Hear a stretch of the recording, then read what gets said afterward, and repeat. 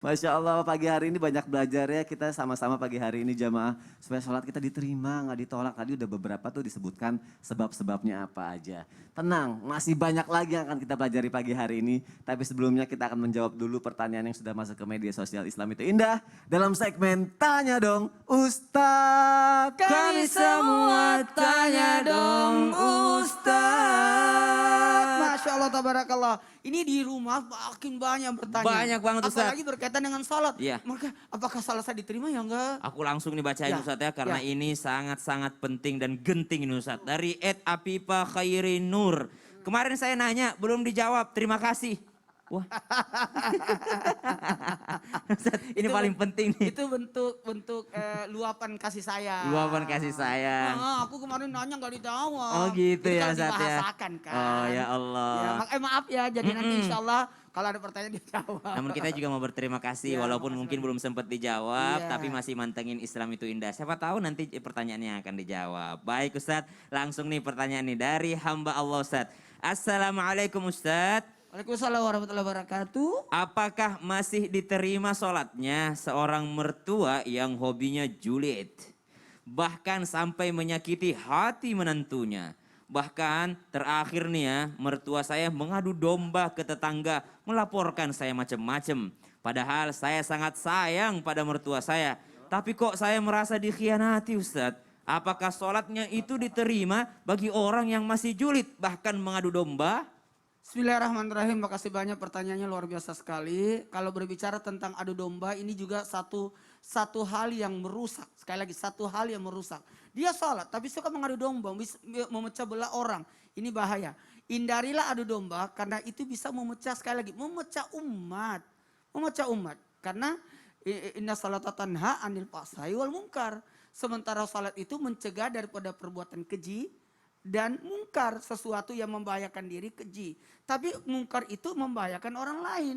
Jadi salat itu didirikan. Bukan hanya dilakukan, tapi didirikan. Artinya apa? Salat itu berefek setelah salatnya. Nah ketika ada orang, maaf saya pinjam kata-kata ini. Dia rajin salat tapi suka ngadu domba. Ini bisa membahayakan dirinya dan juga bisa membahayakan masyarakat. Bisa jadi maaf ya kalau dia jadi imam pasti dibenci.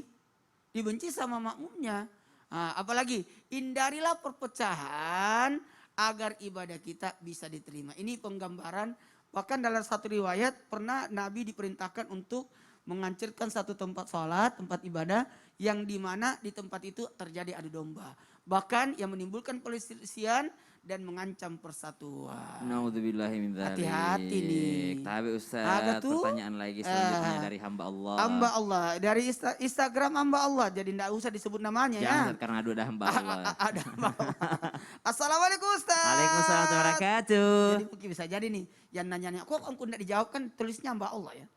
Apakah masih diterima atau malah ditolak salatnya orang tua kandung yang suka menyiksa anak kandungnya sendiri Ustadz? Karena jujur saya jadi sasaran emosi orang tua saya terus. Padahal mereka ngerti agama. Tapi saya kok jadi sasaran mereka terus. Apa ini artinya salat orang tua saya itu sia-sia aja Ustadz? Subhanallah, banyak yang mengerti agama namun belum mengamalkan agama. Jadi kalau misalnya kita melihat daripada seseorang yang rajin sholat, rajin ke masjid, rajin beribadah, tapi kok akhlaknya buruk, utamanya kepada anak-anak, maka subhanallah jikalau kita pelakunya, kita introspeksi diri, maka segeralah ubah. Karena anak-anak kita melihat orang tua saya kok sholat tapi seperti itu, berarti sholatnya nggak ada efeknya dong.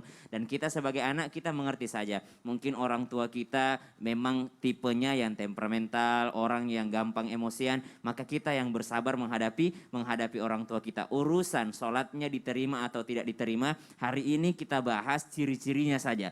Namun tetap mutlak keputusan Allah Subhanahu wa taala menerima atau menolaknya sholat seseorang. Jangan bahasan ini malah dijadikan senjata. Tuh bapak tuh nggak diterima sholatnya, bapak sih sering marah-marah. Tuh mama tuh nggak diterima sholatnya, tahu orang yang sering marah-marah. Jangan dijadikan senjata untuk orang tua kita, untuk melawan orang tua. Akan tetapi kita lebih mengerti lagi keadaan orang tua jikalau memang orang tua kita kita emosian. Nah, sebagai anak nih teman-teman sekalian, kita introspeksi diri. Apa sih yang membuat orang tua kita marah? Apa sih yang membuat orang tua kita kesel? Kita cari tuh. Atau kita malah langsung bertanya, "Ma, Pa, maafin anakmu ini. Jikalau ada salah tolong dikasih tahu, tolong ditegur. Jangan sampai saya melakukan kesalahan tanpa saya sadari. Sehingga mama papa marah-marah." Subhanallah. Tapi kita lebih sabar lagi sebagai anak. Wallahu ta'ala alam. Tapi ini Ustadz, ada lagi pertanyaan. Agak sih.